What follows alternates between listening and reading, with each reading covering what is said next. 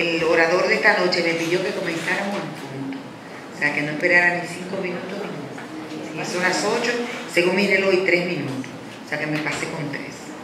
Buenas noches por venir esta noche a acompañarnos en esta conferencia interesantísima que nos ofrecerá Miguel Antonio de Campos. Hoy me enteré que se llama Miguel Antonio. La conferencia se titula El asilo de José Francisco Peña Gómez en 1965, ¿verdad o mentira? Miguel Antonio de Campos Jiménez, nuestro conferencista de esta noche, nació en Cotuí, provincia de Sánchez Ramírez, en 1949. Abogado, editor de libros, escritor, historiador, bibliófilo y comunicador, que obtuvo el Premio Nacional de Historia en el 2014. Inició sus estudios de periodismo en la Universidad Autónoma de Santo Domingo, UAS, donde se destacó como dirigente estudiantil en la convulsionada década de los 70, siendo uno de los actores principales de la lucha por el medio millón. Completó sus estudios en las escuelas profesionales salesianas en Barcelona, España, y posteriormente realizó una licenciatura en Derecho en la Universidad Tecnológica de Santiago y una maestría en Historia Dominicana y del Caribe en la Universidad Autónoma de Santo Domingo, UAS. Conocido por su labor en pos del desarrollo y divulgación del libro dominicano, también es autor de libros. Ha escrito antología de la literatura gay en la República Dominicana junto a Mélida García en el 2004. Para comprender mejor el himno nacional, lo editó Editora Manatí en el 2010. El criollo Antonio Sánchez Valverde, su época, su vida, su obra, lo publicó la editora universitaria en el 2014 y fue con esta obra que obtuvo el Premio Nacional de Historia de ese año. Sin publicar tiene una obra histórica, La Guerra de Abril del 65, narrada por José Francisco Peña Gómez. Además de todo esto, Miguel Antonio de Campos Jiménez dirigió un grupo de comunicaciones integrados por canales de televisión, emisoras de radio e imprenta, y se ha destacado en el mundo de los libros y ha representado al país en diferentes cónclaves internacionales. Fue presidente de la Asociación Dominicana de Industrias Gráficas y Afines y fundador de 2 de las más prestigiosas editoras nacionales, de las cuales se destaca la editora Manatí. Actualmente es el director del Museo Nacional de Historia y Geografía de la República Dominicana. Con ustedes lo dejo con Miguel de Campos Jiménez, con la conferencia El asilo de José Francisco Peña Gómez en 1965, ¿verdad o mentira?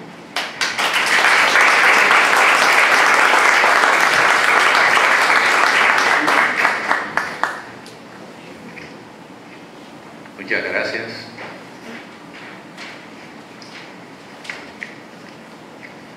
Esta charla que voy a dar tiene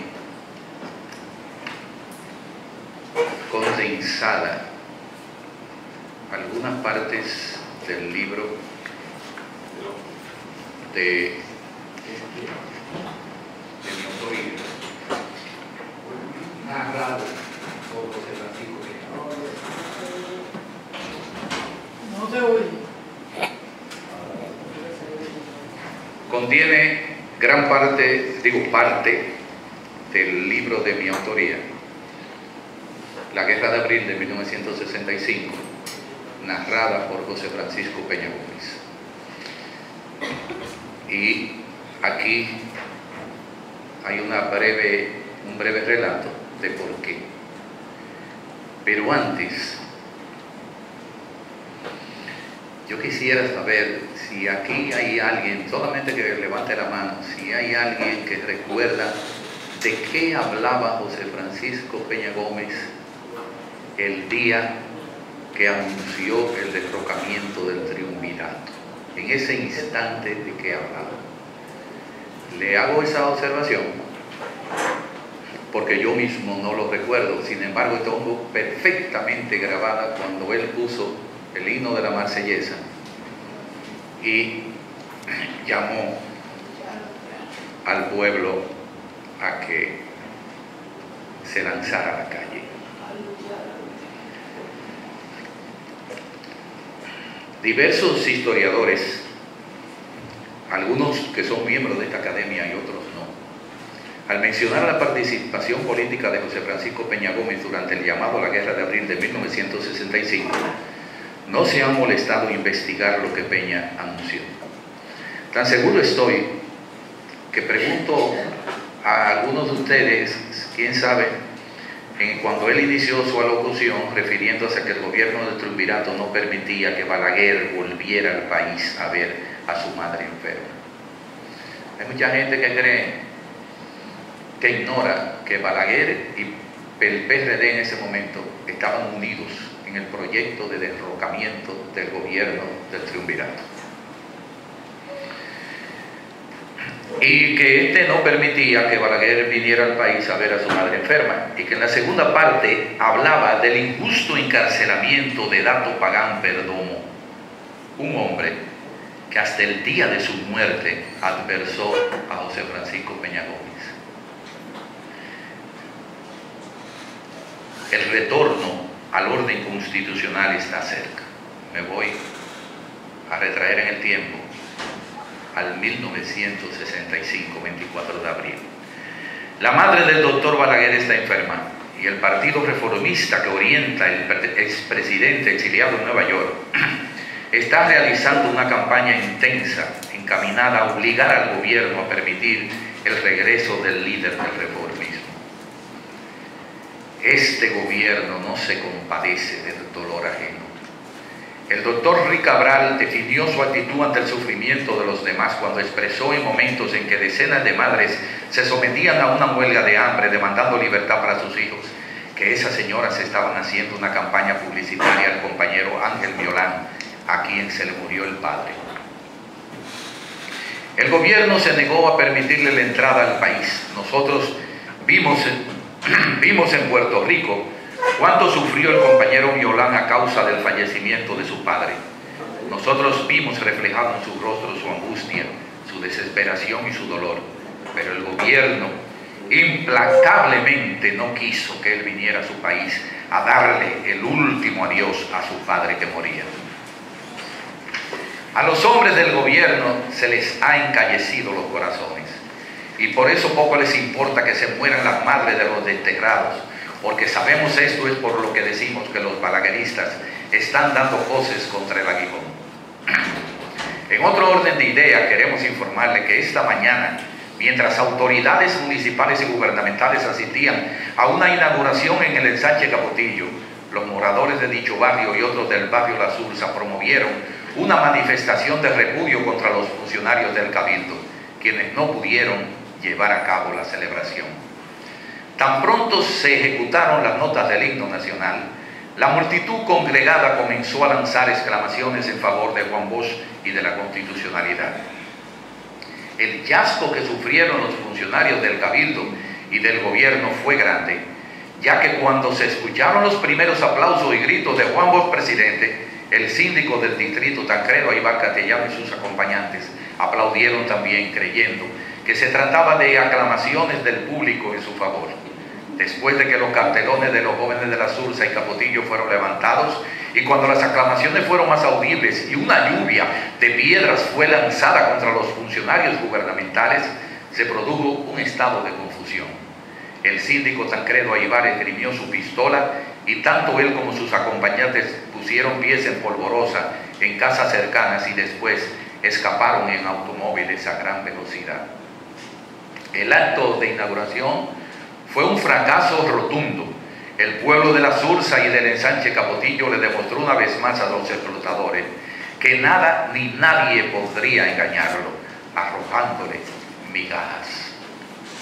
No podemos terminar nuestra intervención sin mencionar otro hecho que nos produce gran preocupación. El profesor Dato Pagán Perdomo, y quiero aclarar que yo respeto mucho la memoria y respeté mucho en vida a Dato Pagán Perdomo, aunque me indignaba la manera en que él trataba a Peña Gómez. Será juzgado próximamente. No sabemos qué cargos hará el gobierno contra el profesor y dirigente político. Pagán Perdomo regresó al país haciendo uso del derecho natural que tiene de vivir en su tierra. y ningún juez puede arrancarle ese derecho a llevar al profesor Pagán Perdomo a los tribunales. Es una villanía y una vergüenza. Mayor vergüenza aún es que este ciudadano esté encarcelado en las ergástulas de la Victoria sin que se le pueda acusar de la comisión de ningún delito. El destino de los revolucionarios dominicanos es sufrir y deambular por los caminos interminables del exilio. Aquí nunca ha habido justicia para los buenos. Aquí nunca se ha premiado la virtud ni el patriotismo. Aquí no se respeta la verdad. Aquí se le rinde culto a la mentira. Si se piensa por un minuto en los millares de dominicanos que han sido asesinados desde 1930 hasta la fecha por la metralla o por el puñal alevoso de los dictadores, y si se enumeran los criminales que han sido enjuiciados, nos daremos cuenta que el contraste es abismal y enorme, y que nuestro país está lleno de delincuentes sin castigo. Aquí los que van a la cárcel cuando se trata de cuestiones políticas no son los que violan la ley, sino los que la respetan y se esfuerzan por hacerla cumplir. Los que están en palacio y los que gozan de sueldos lujosos en las embajadas, consulados y secretarías de Estado violaron la Constitución liberal y democrática de 1963. Los que defendieron esa Constitución están en la cárcel, en la tumba o en el exilio, o son víctimas de la persecución de los derrocadores. El profesor Dato Pagán Perdomo será llevado a los tribunales y nos cuesta creer que haya jueces que se atrevan a sentar en el banquillo de los acusados a un hombre inocente como él. Nos da trabajo creer que haya jueces que se deshonren condenando a ciudadanos que solo han correspondido al llamado de la dominicanidad. Los que hagan eso no serán jueces, sino verdugos. La injusticia de la justicia dominicana no habrá de durar mucho tiempo. Hay un juez más poderoso y más justo que todos los jueces de la tierra. Ese juez es el pueblo. Y ese juez juzgará a los opresores y dictará su sentencia inapelable. Entonces serán lavadas las afrentas sufridas por hombres que, como el profesor Dato Pagán Perdomo, solo han servido a su pueblo. Al llegar a ese punto, Peña Gómez interrumpió su alocución para atender una llamada telefónica sumamente importante. Mientras la atendía, el equipo técnico de Tribuna Democrática puso en el aire, a solicitud de él, las notas musicales de la Marsellesa, himno nacional de Francia. En lo que los demás verificaban la autenticidad de la información recibida, volvió al aire con estas palabras. Quiero que sepan que lo que estábamos escuchando a Peña en ese momento, creímos que era que le habían saboteado la emisora o que lo habían matado.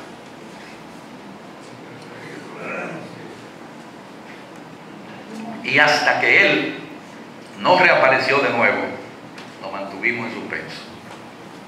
Por eso es que de ahí para acá es que recordamos, nada más. Los acordes vibrantes que se escuchan pertenecen a la Marsellesa, dijo él, y nos anuncian el advenimiento de la Revolución Dominicana. Son las notas triunfales del himno de la Revolución Francesa, el himno que llevó a los revolucionarios al combate y a la victoria, las mismas notas que llevarán al pueblo dominicano hacia la conquista definitiva de sus derechos conculcados. Adelante, pueblo dominicano, que pronto o despacio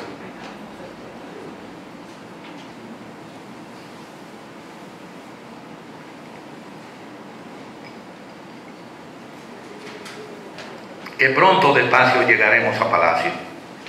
24 de abril de 1965. Retomamos la narración en el año 1998, hace aproximadamente 20 años. Ya esto es una visita bajo convocatoria que él me hizo para que fuera a Cambita, su casa, a recibir unas instrucciones.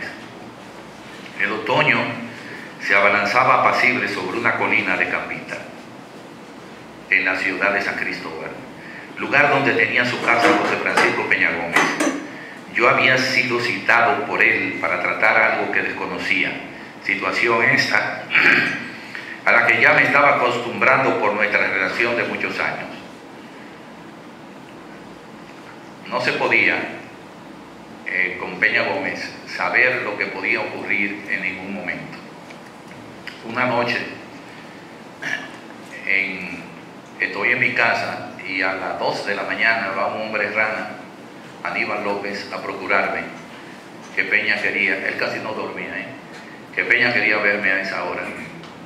Y era para darme instrucciones de que le hiciera un libro en 24 horas. Porque había una trama para que arrebatarle una convención y él tenía que romper con esa trama. El libro estuvo en 24 horas, se llama José Francisco Peña Gómez, 10 discursos. Hubo que componerlo, hubo que fotografiarlo, hubo que imprimirlo. Y Peña Gómez ganó la convención.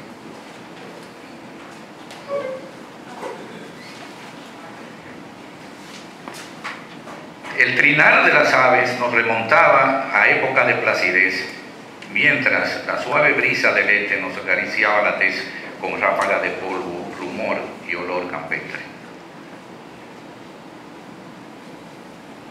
Peña Gómez se expresaba con mesura, como quien conversa en medio de profundas meditaciones.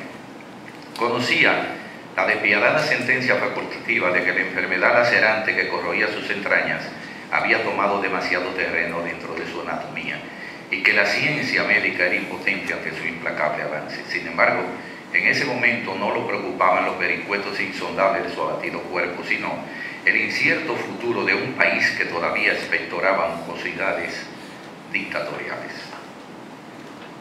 Peña Gómez estaba poseído de un valor a toda prueba. Sabía que la historia está constituida por una sucesión de hechos donde los hombres juegan un papel protagónico. Estaba consciente de que su participación en los acontecimientos de los últimos 35 años no podía ser borrada de las páginas centrales del escenario político dominicano, sin que se cometiera una injusticia con un protagonista de primera fila. Con la vista fija en lontananza, mi interlocutor tamborileaba suavemente con los dedos sobre un legajo de papeles que reposaban sobre la mesa. Reflexionaba sobre su partida de este mundo y de la imperiosa necesidad de crear con sus memorias continuadores políticos. De un futuro que no vislumbraba placeres. Por eso, cuando se acercó a mí con el voluminoso paquete de impresos, pensé que se trataba de algún compendio de pensamientos inéditos que deseaba dejar a la posteridad. Toma, Miguel, musitó sentencioso. Con esta recopilación que te entrego, la historia deberá recordarme no solo como orador político, sino como el único relator de una buena parte de la historia política de nuestro país después de la muerte de Trujillo. Tomé el paquete en mis manos y caminando recorrimos la distancia entre su casa en Cambita y el gazebo, desde cuya altura se dominaba la mayor parte de la zona. Tomó asiento en su mecedora después de invitarme a sentar y al hacerlo dijo: este es el único lugar en el mundo donde me siento bien. Reflejando los quebrantos causados por el cáncer que le carcomía, continuó: aquí, con los árboles, con las palomas que siempre regresan cuando estoy, es donde puedo respirar tranquilidad. Inicialmente no capté todo el contenido de sus palabras, pero al revisar poco después los originales depositados en mis manos, comprobé que poseía un tesoro invalorable de las generaciones que las generaciones presentes y futuras tendrían que aquilatar en su verdadero valor. Quiero aclarar que entre esos paquetes estaba el discurso de la guerra. Nadie tenía el discurso completo de lo que él había dicho en la emisora ese día. Hoy en día está publicado en algunos lugares porque yo se lo cedí a algunos escritores que tenían interés en hacer el análisis del discurso de ciertas figuras políticas. Ahí está Diógenes Céspedes, que es uno de ellos, y Mato Moquetes, Matos Moquete, el profesor que también ha estado haciendo ese trabajo. Y publicó un libro con ese trabajo, ambos publicaron libros con eso. Peña Gómez me había entregado todas las alocuciones, cartas y artículos periodísticos escritos por él a partir del golpe de Estado que derrocó a Juan Bosch en el 63.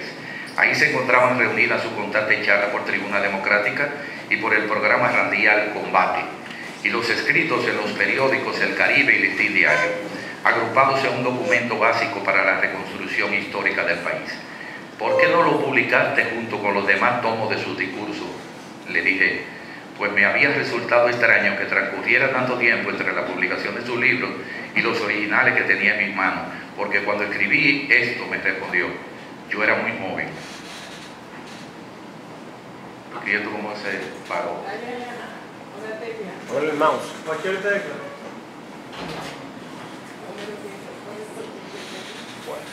Cambió aquí. Ese Peña Gómez tenía esa edad aproximadamente, apenas como 3 años más de cuando hizo su llamado a la guerra terrible.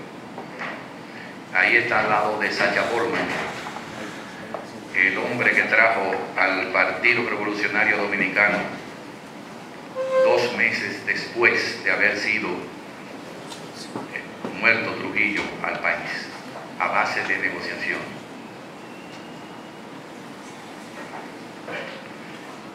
Te las entrego para que las publique cuando yo haya muerto.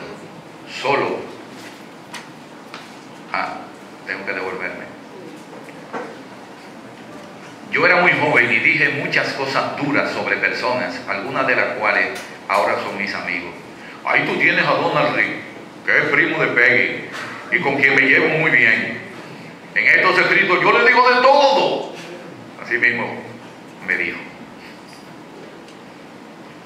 Y al expresar esta última palabra subió el tono de la voz y rió con esa risa sonora que solo dejaba salir cuando realmente se sentía a gusto. Naturalmente su alegría duró poco, porque el dolor le hizo apretarse el vientre con las manos para decir con seriedad, te las entrego para que las publique cuando yo haya muerto. Solo entonces, no quiero enterarme en vida de que alguien se sienta ofendido por lo que yo dije. Quizás era anecdótico informar que en ese momento llegó Donald Reed a la casa de él. Y le digo yo, Donald, Peña me ha entregado esto y no quiere que lo publique hasta que él se muera. Dice, ¿por qué? Digo, bueno, me acaba de decir porque dice muchas cosas de usted y que ahora usted se lleva bien. Dice, Miguel, no te can, eso no importa. Lo que él me haya dicho en esa época, era en esa época. A mí lo que me importa es ahora. Esas fueron las palabras de Donald Reed, que yo mantenía, y se lo había dicho a él, que nadie se iba a sentir ofendido. Porque la época, uno cambia con el tiempo.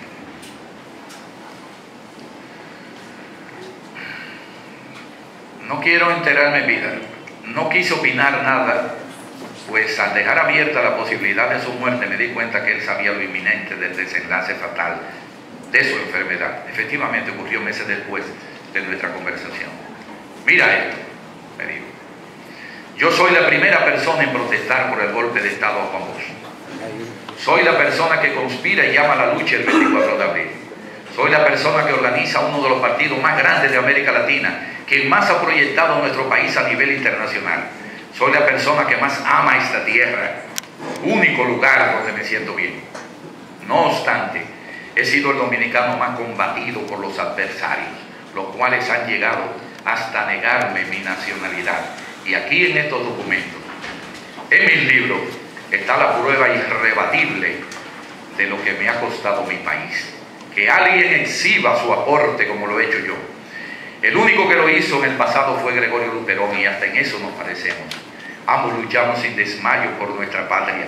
Ambos dejamos constancia escrita de nuestro paso por la actividad política y tanto él como yo fuimos atacados por el mismo tipo de cáncer que nos llevará a la tumba. Alberto de Pradel Chico, que es el actual embajador en Haití y que era asistente de Peña Gómez, se había incorporado a nuestra conversación y con cierta ironía típica en su forma de expresarse, le interrumpió indicándole: y ambos fueron dos caudillos, ¿por qué no lo dices? Peña sentía deseo de hablar y mientras lo hacía no me quedaba más remedio que observarlo, llamándome la atención el intenso brillo de su mirada. Después de la muerte de Trujillo, continuó, existe un vacío en los libros de historia en nuestro país. La misma está escrita de oídas. Yo soy el único dominicano que puede aportar una relación de los hechos políticos y sociales día a día, porque esa es la base de mis discursos y escritos. En ellos no solo encontrarán luz mis compañeros de partido, sino todos aquellos que se interesen por la historia de este país.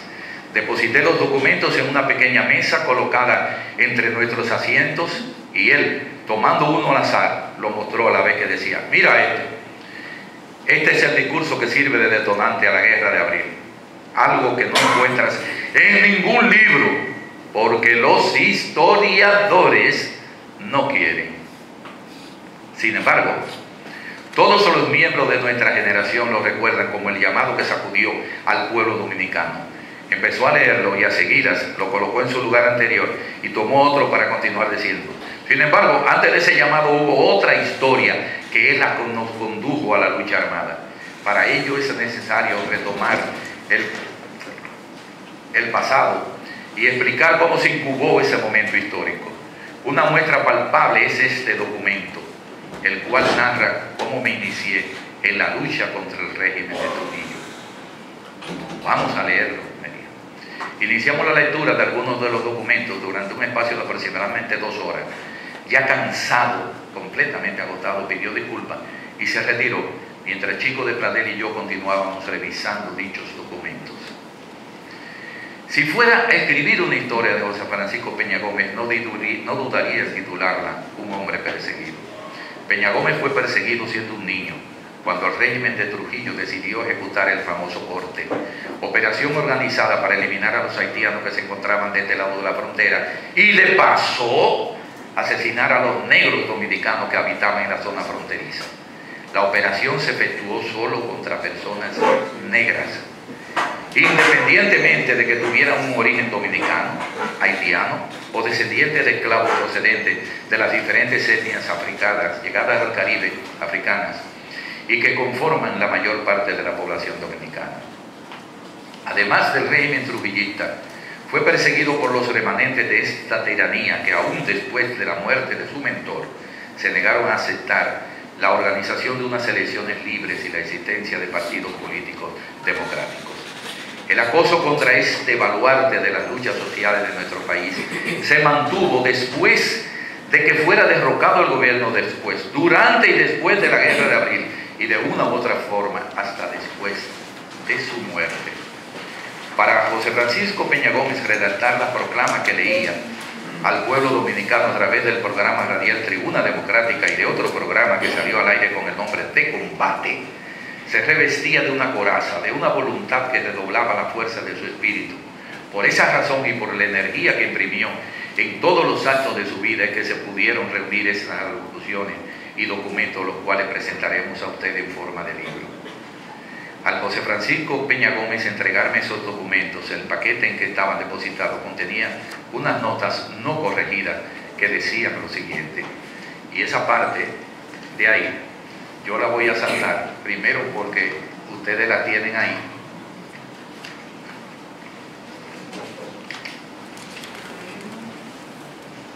No quiero hacer larga y agotadora.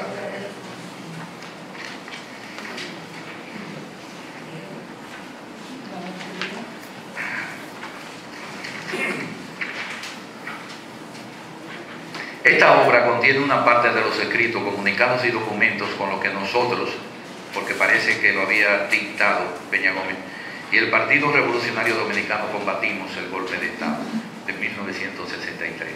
Desde la misma madrugada del 25 de septiembre, cuando las Fuerzas Armadas y la Policía Nacional de la época, con el estímulo de los políticos adversarios del jefe de Estado, el profesor Juan Bosch, se lanzaron a la trágica aventura cuartelaria que puso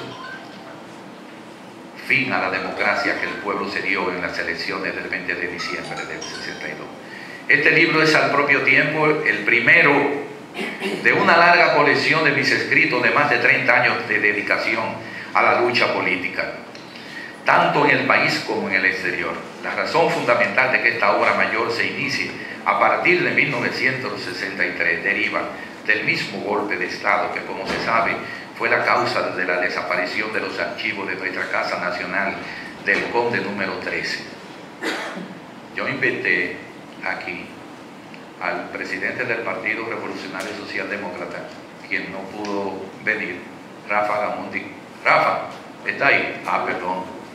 Invité a Rafa Gamundi porque Rafa Gamundi fue testigo de cuando hicieron esos allanamientos en la Casa Nacional del partido y que se llevaron algunos documentos.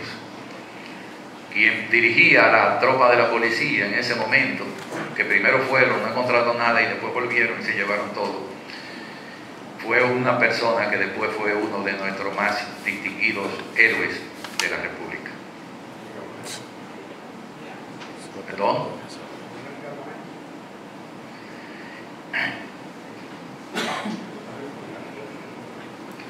En cuya oficina se guardaban los documentos de nuestra organización,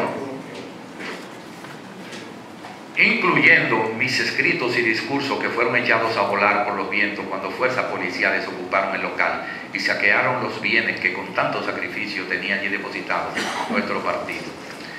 La inestabilidad política que sobrevivió el país a partir de la caída del gobierno democrático del profesor Juan Bosch y las persecuciones frecuentes que soportamos desde ese infausto momento no nos permitió organizar nuestros archivos personales y conservar valiosos documentos que habían enriquecido esta colección.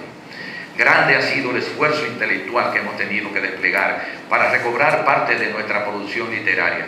Afortunadamente hemos contado para la publicación de este volumen con parte de nuestros escritos de los años 63 y 64, guardados celosamente por el compañero Nacín Huete Hernández, miembro de por vida del Comité Ejecutivo Nacional, quien durante esos años fue uno de nuestros más estrechos colaboradores en los programas Combate y Tribuna Democrática.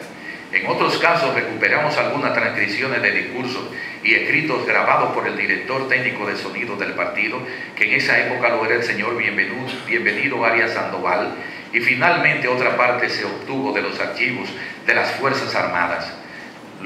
Claro, para eso tuvimos que volver al poder otra vez.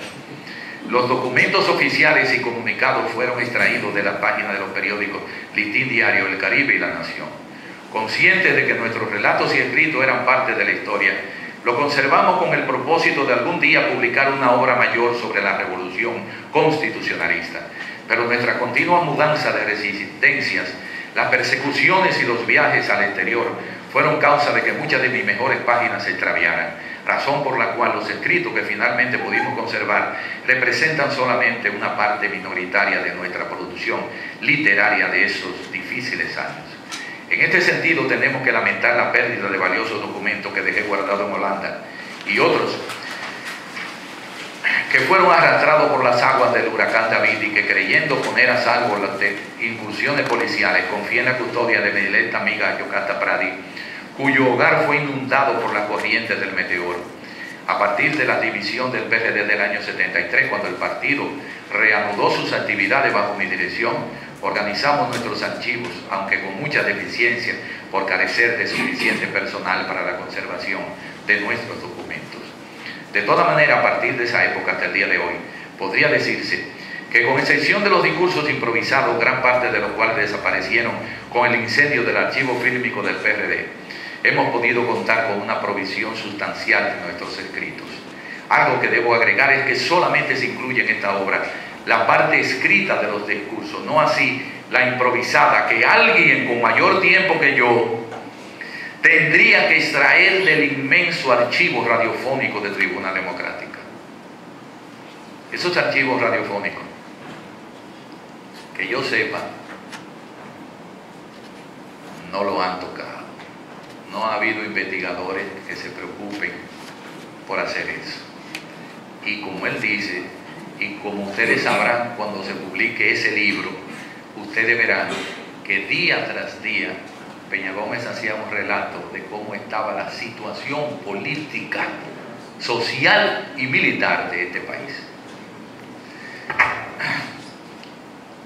De todas maneras, hemos podido contar con una previsión. El tiempo corría en contra nuestra, dada la enfermedad fatal de José Francisco Peña Gómez. Chicos de Pradel y yo decidimos organizar el trabajo con las charlas y los escritos de Peña Gómez de años posteriores al periodo tratado. Tomamos fragmentos de la misma creando un bosquejo, el cual estaría sujeto a sus correcciones. Esto simplificó el trabajo y así Peña Gómez pudo preparar su relato, que abarca desde antes de la muerte de Trujillo hasta el gobierno de García Godoy, el cual presentaré, aunque ahí dice presento, porque esta es la introducción de ese libro, a la consideración de ustedes.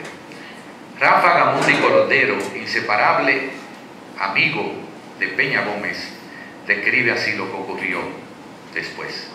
Había llegado la hora cero.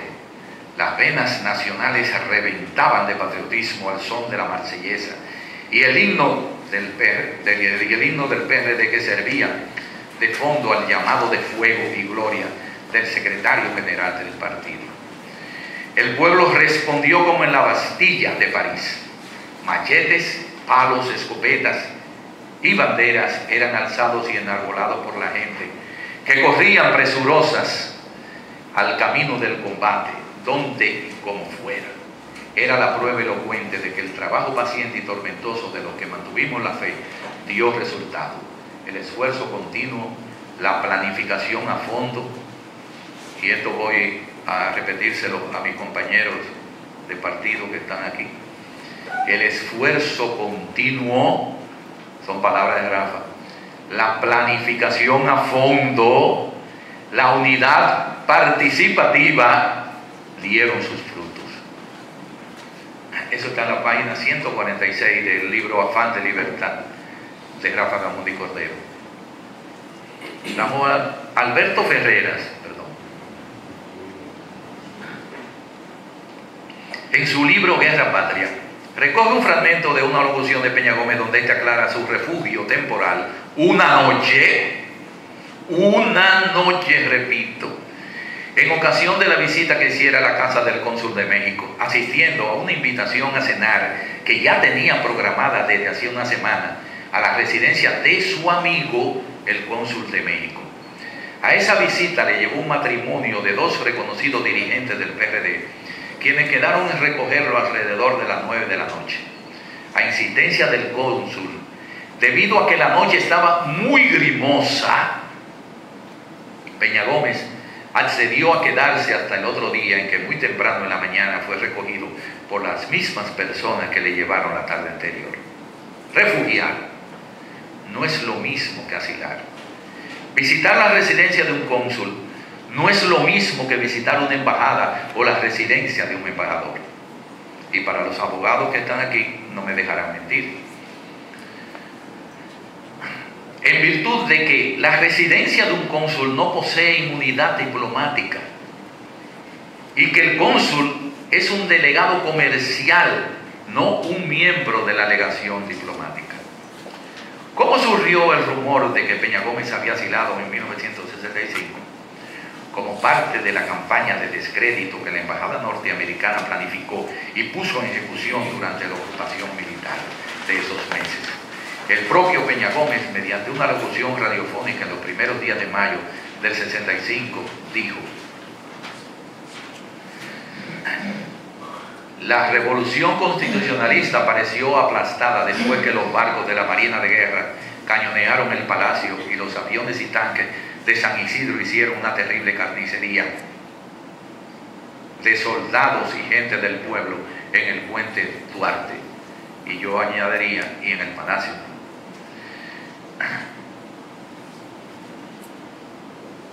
La mayor parte de los líderes militares de la revuelta creyeron que el movimiento había sido derrotado, y por toda la ciudad se esparció un aire de pesimismo y de desilusión. Poco antes yo acababa de llegar en compañía de Tomás Pujols y Sanabria y de Jiménez Belén a la residencia de una hermana del profesor Juan Bosch, cuando dos vehículos policiales nos ordenaron que nos detuviéramos. pude escapar por los patios traseros y me refugié durante 2 días, él dice, en la Embajada de México, pero fue en la casa del cónsul de México. Pero para él, después de lo cual me reporté a la sede del Comando Constitucionalista. No es verdad que los comunistas desplazaran a los dirigentes PRDistas de la conducción de la lucha constitucionalista. Y por eso quiero recalcar, no es verdad que los comunistas desplazaran a los dirigentes PRDistas. Lo que sucedió fue que surgieron 2 nuevos líderes militares que dirigieron la resistencia del pueblo contra el asalto de la fuerza de San Isidro, cuando los líderes iniciales del movimiento lo creyeron perdido. Hoy, la voz de los Estados Unidos de América expresó que en estos momentos no había ningún dirigente PRDista en la fila del movimiento constitucionalista y que inclusive el que les habla se encontraba oculto en la casa de un amigo. Nosotros hemos hablado con muchos periodistas que nos han visto trabajando noche y día y que saben que eso no es verdad. En el libro de Piero Gleijeses, miembro de esta academia, El destino dominicano, aparece la información de que Peña Gómez se había asilado en la Embajada de México. Cuestionado por quien le dirige la palabra en este mismo local, con motivo de una nueva edición de su libro, hace aproximadamente 2 años, le pregunté en aquella ocasión de dónde había sacado esa información de que Peña Gómez se había asilado, a lo que me contestó: de ese extraordinario libro de John Barlow Martin. Todos sabemos que ese libro, el de Martin, es un almacén de mentiras. Otros historiadores han recurrido a esa misma fuente. No lo voy a enumerar. Primero, porque lo quiero muchísimo. Segundo, porque si enumero a Euclides Gutiérrez, Euclides Gatillo le anda con un batón y me va a dar un batonazo. Porque él dice que Peña Gómez nunca habló por tribuna democrática en un llamado a la guerra. Y yo le dije en un lugar: caramba, Euclides, ¿tú quieres que te mande una copia del discurso de Peña Gómez? Me miró así y me dijo: ¿tú crees que yo no sé que es verdad que él dijo el discurso? Tú me calificas a mí de que lo ignoro. No, yo sé que es verdad, lo que pasa es que no me conviene decirlo. Ya. Miren eso. Otros historiadores, repito, han recurrido a esa misma fuente sin detenerse a cuestionarla como manda la labor del historiador. Quien hoy les habla en la búsqueda de obtener pistas que avalen o desmientan el referido asilo, ha realizado varias visitas a la Ciudad de México para revisar la documentación diplomática de la época sin que hasta ahora haya obtenido ningún resultado. Aclaro, sin que hasta ahora haya obtenido ningún resultado de que él se haya asilado en ninguna legación de México. Repito, aquellos documentos que hablen del asilo de Peña Gómez en 1965. Hoy, fecha en que me proclamo fanático de José Francisco Peña Gómez, y lo digo en alta voz, que el supuesto asilo de José Francisco Peña Gómez no es más que una afirmación falsa, injuriosa y carente de base legal. Muchas gracias.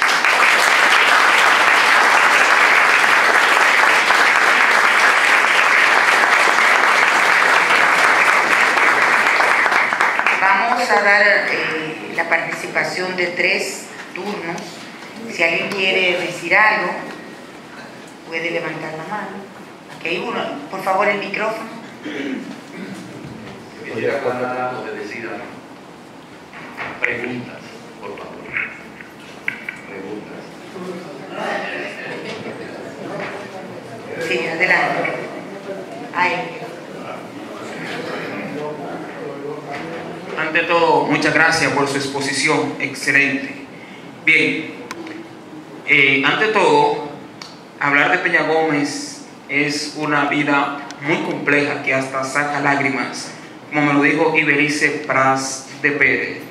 Bien, Peña Gómez fue un gran político destacado. Y finalmente, el doctor José Francisco Peña Gómez no llegó a la presidencia. Fue por destino, que mucha gente lamentablemente no sabe. La línea por ahí es el destino. Usted puede hacer la pregunta que usted desea hacer. Pregunta. Bien, la pregunta es la siguiente. ¿En qué país estaba y qué actividades hacía, sobre todo ideas progresistas para la República Dominicana? Gracias.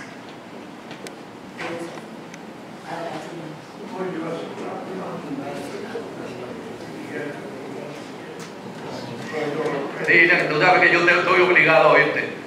No te preocupes. El encuentro de Héctor Ariztí y Camaño en el Parque Independencia después de la batalla del Puente Duarte, en que los militares hacen el pronunciamiento, que trabaja en eso José Israel Cuello, lleva indirectamente a Francis a creo que ya el 28 o el 29, a los altos de la farmacia Gloria, en la Pina, con Padre Virginio. Y en la tarde ellos se cruzan para el garaje que estaba en la Canela, y arriba es que se establece como una especie de casa de gobierno. Cuando ellos subieron, yo estaba presente, yo llegué con Yotin Curi y con Lember Peguero.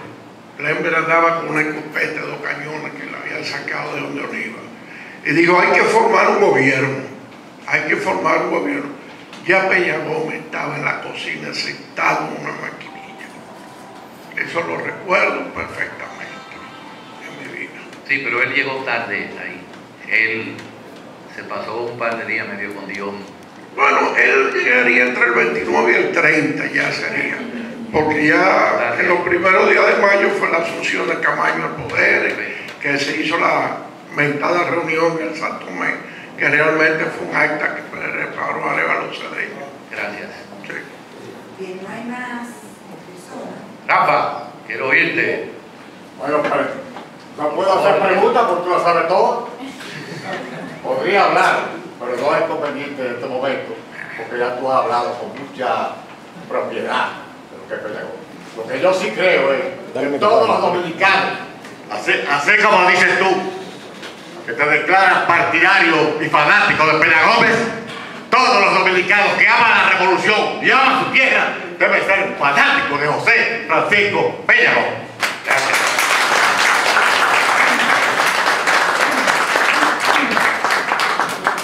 Bien, agradecemos a este público numeroso que ha venido a acompañarnos esta noche por la benevolencia de don Miguel. Hoy hay un brindis sustancioso en la academia, cosa muy extraña en los habituales miércoles de conferencias. Recordamos las actividades pendientes. Para el próximo miércoles teníamos la puesta en circulación de la revista Clio, pero decidimos hoy suspender porque hay demasiadas actividades. Y entonces se iba a diluir algo tan importante como era la puesta en circulación de la revista Clio. Así como no. Yo quise dictar esta conferencia y avanzar cosas de mi libro, porque vi con estupor que dos historiadores que me merecen mucho respeto, uno que era mi amigo Paniagua, que ya murió, y Álvaro Camaño, que también lo respeto mucho y lo quiero mucho, publicó un libro de cómo había cambiado la situación política, etcétera, desde el año 62 al 66. ¿Y sabe cuánta entrada tenía de referencia sobre José Francisco Peña Gómez? Ni una. Peña Gómez nunca existió en ese periodo. No. Quería decirles eso, perdón. Bien, entonces después vamos a decir qué día vamos a tener la actividad de la puesta en circulación de los libros de la revista Clio. De todas maneras, el próximo miércoles sigue con el tema de uso de fuentes en investigación histórica. Seguimos con el curso y vamos a trabajar con las fuentes orales a cargo de la doctora Reina Rosario, directora del Instituto de Historia de la Universidad Autónoma de Santo Domingo. También el próximo miércoles, Bernardo Vega, miembro de número y expresidente de la Academia, pone en circular el segundo tomo de sus memorias existenciales y comprende el periodo 63-1971, que va a ser comentado por Carlos de Pradel y José Rafael Antigua. En mayo, ya está la programación de mayo, comenzamos con un ciclo sobre Gascoigne. Vienen reconocidos arquitectos que van a hablar sobre la historia de Gascoigne desde la perspectiva arquitectónica. Ya fue hoy discutido en la Junta, se les notificará después por correo electrónico y en físico. Gracias, disfruten de vino, picadera y todo eso. Gracias a nuestro orador invitado de hoy. Muchas gracias. Buenas noches.